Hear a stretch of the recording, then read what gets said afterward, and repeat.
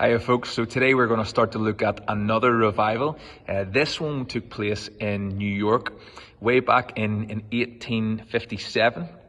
It was the end of the Second Great Awakening in America, and people were starting to ask this question: is there hope for Christianity?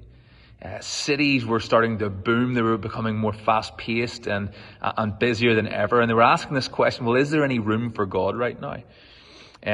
People at that moment were quoted to say that in one generation they expected that Christianity would cease to exist in America. But of course we know that wasn't the case. There was a man called Jeremiah Lamphere. He felt he was called to evangelism and to disciple making, and he moved into the city, he moved into New York, and he simply was going from house to house, from door to door, praying for people, sharing the gospel and evangelizing. But he often found himself overwhelmed and a little bit discouraged. I wonder if you've ever been there in a similar kind of situation where you feel that God has put something upon your heart. You feel captivated by that. You begin to walk in that, only to find that pretty soon you come up against discouragement. That was what Jeremiah was feeling in this season. On one particular day, he had this real encounter with God in a time of personal prayer, in an hour of personal prayer. He felt completely refreshed with this kind of new perspective, this new kingdom and heavenly vision. Discouragement was thrown out the window in that moment, and he had this kind of sense of anticipation of what God would do in that season. And he thought to himself, this might be the answer for the people of New York City. Maybe if all these busy business people could just encounter God in an hour of prayer, it would change everything and it would change their perspectives. So off the back of that, he decides that he is going to draw up 60,000 flyers and share them with the people in his local community. 60,000 flyers, inviting them to a lunchtime prayer meeting. That's a lot of flyers. We send out flyers to our local streets, to our houses at different points throughout the year.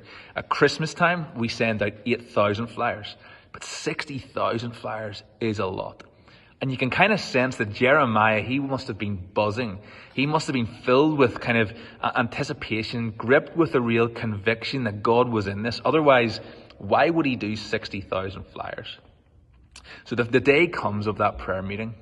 And he's waiting, he's sitting there and he's expecting people to come. You can just picture how excited he might have been in that moment. So half an hour goes by and he's still waiting and nobody has arrived. Another half hour goes by and by the end of the meeting, 6 people have come and have taken part. Now, I don't know about you, but that doesn't feel like an overly successful conversion rate. 60,000 flyers, 6 people. That's 0.01% of a success rate there. How would you feel? Disheartened? I know I would probably feel disheartened. Now what happens next after that, we're going to find out about tomorrow and the day after as we push into the next few videos. But let me tee up those videos with this little scripture from Zechariah chapter 4 verse 10. It says this: don't despise the day of small beginnings. Don't despise the day of small beginnings. The temptation for us is that when we have this vision or this conviction or this prayer that God would bring revival, the temptation is that we would slowly begin to tap out, or that prayer would become diluted over time if we have not seen results. But folks, let's not despise the day of small beginnings. Let's continue to press in. Have the best day.